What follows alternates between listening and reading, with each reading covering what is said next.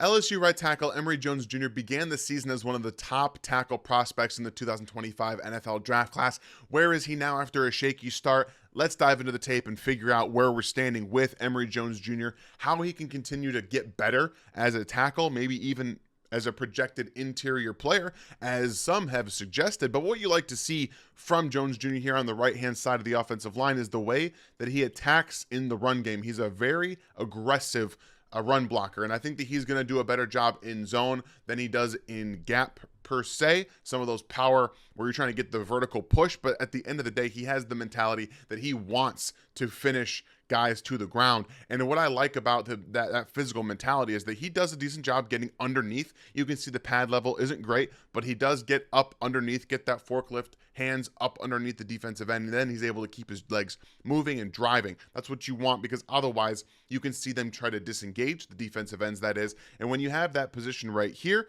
or again, you're forklifting up, then the defensive end is going to try to come around here to disengage. You're able to stay attached, and that's how he's able to do it right here. So there's the defensive end trying to get across, but he keeps his feet moving, so this is no longer a hold. You're still attached here. Your feet are moving, they're driving, and he's going to take him for a little ride around the scrum that ends up right there for the tackle. So in the run game, he's a very highly motivated finishing player who wants to get guys to the ground.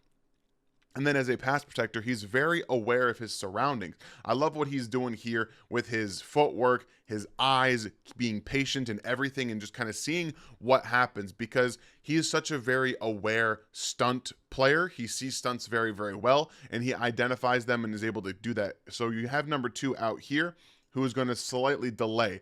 He's going to delay his pass rush. And number 93, right here, Jay Toya, is going to take a little bit more of an outside pass rush angle. So the eyes initially for Jones Jr. here go to the defensive end. He sees he's not rushing just yet, so eyes are going to peek back inside, and then he's going to absorb the power from number 2. So eyes quickly, pass set, good, eyes back to the inside, make sure he's not coming round to him, and then he absorbs. So gets his anchor, his base underneath him, gets his feet back, and then that little hop step at the end, maybe a little bit quicker on the hop step, the 2-step hop that keeps your feet underneath you and allows you to reestablish that anchor. Really, right, good job here. Again, absorbing the power, that 2-step hop right there where he's just, now I'm in control and there's nothing you can do. So really nice job of being aware that this could be a stunt coming at him, but then finding that number 2 is just delaying in his pass rush there to speed to power. So everything, I think, from a fundamental standpoint is pretty good in the pass protection department outside of the way he strikes. He does mix up his pass sets. He'll go 45, he'll go vertical, and he does as well with his hand carriage. You see the hand carriage be a little bit high at times, a little bit lower at times, but he's pretty ready all the time. The one area that I do have some concerns are the inside hand strike. You want to be able to stay square with the defensive end, especially when you're getting in your drop, and using your outside hand to extend is going to keep you in a better position naturally. And also, if you use that outside hand, if there's an inside counter, your inside hand is now free to be able to take that, whether it's a spin or a Euro step coming back to the inside. You can then take the inside, get your hand on the chest, and then move your feet with him. So all that being said, this is more of a swipe down from Emery Jones, and he does a good job of staying connected with the pass rusher and then to the outside. But this isn't going to be the case all the time. Sometimes you're going to open up to the outside with that inside strike, and they're going to dip underneath you and get around the edge. And that's where I think he's most susceptible to the speed rushers, where he's then, you see he did swipe down there on the hand. So I like the technique. I like the wanting to swipe down. It's just at this point, we're in a position where if this is, a better pass rusher, a faster pass rusher, he might be dipping up underneath you because you've got a little bit of a bridge right here. But, he's staying connected to the shoulder. So the technique there is good. But typically you'll see defensive ends try to come up underneath here. And when they have that bend and that ability to keep speeding the edge around there, they'll be able to do that. But it's a good technical win from him after that inside jab step to keep himself attached to the shoulder and then run the defensive end around there. So that's fine on my end for a technique perspective. And right here we're clearly breaking down the goalpost, right? Like this is One of the worst things about watching some of the end zone angles is that we get goalposts in here all the time, just kind of in the way. And they do a nice job here of showcasing him in a one-on-one situation, because I know, like I said, we talked a little bit about how he might project better as a guard, which I absolutely see, but he has the size, at 6'6", 322 pounds, and the arm length to play at tackle, and the reactive athleticism right here. Offensive line for LSU is going to all shift to the left, which leaves Emery Jones on an island by himself, which means you got a big ol' B gap right here, just kind of asking for the defensive end to come on and get in there. And this is, again, good hand carriage. You see him in good position. He's kind of leaning that butt back so he can then create what he's wanting to do, whether it's going to go back outside or back inside. And then 97 right here is going to come around to the edge, give a little bit of a fake to the edge right there, try and stack the tackle, and then spin back around into the B gap. It's a really nice job of awareness, of seeing that he's coming out here, and there's that catch. Do you see that drop? That back foot drop with his inside hand is going to allow him to then take his inside foot and start to move with that defensive end as coming in there. So he timed the foot back with the hand very well as keeping his lateral quickness and athleticism there. So we can see he's a very good athlete. He can time his hands with his feet pretty well, and it keeps him in position to make plays like that on a consistent basis. And now the problem, again, for a guy who's got that mobility and the run game and wants to get after it and be physical, is that he does have a tendency to lunge. I'm telling you right now, I'm a big fan of Toya, and number 93 for the UCLA Bears right here.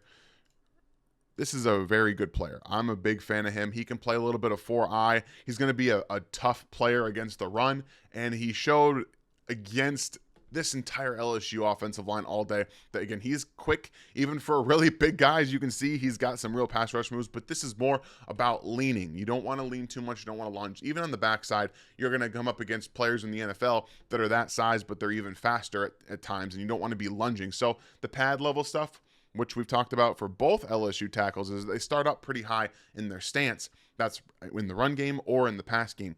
That means you have to kind of dip down to get underneath, to be able to lift up, or to be able to engage in your run blocks, to be able to get the pad level where you want it to be. And unfortunately, a lot of times you'll see him kind of dip down. So here he goes, tries to get down inside, and then he lunges a little bit. You see his head go down, boom, there it is. And then the inside or the outside swim move from Toya there. Just really nice job from him.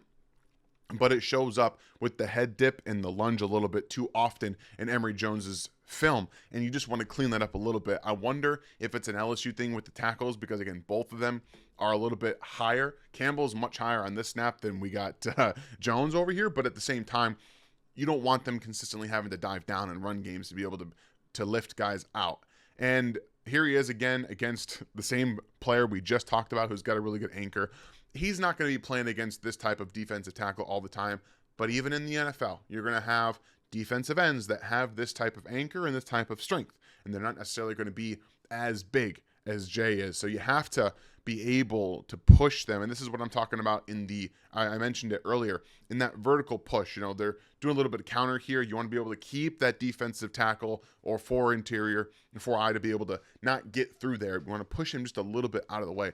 And I think that some of his power at the point of attack is lacking. I want to see more extension. I want to see more push. I want to see a little bit more drive out. So he's having to come up underneath, again, that more of a dip under, and then the extension. So I do think there are some point of attack strength concerns for me at this time, but I do think from a lateral perspective, a zone scheme, he's very good. He's got really good footwork and athleticism, like as we see in his pass sets all the time. He's just got really smooth pass sets, and he can, like I mentioned earlier, he can go from a 45 to a vertical pass set, and you don't really notice it a ton. He's just very seamless in that regard, and it changes them up.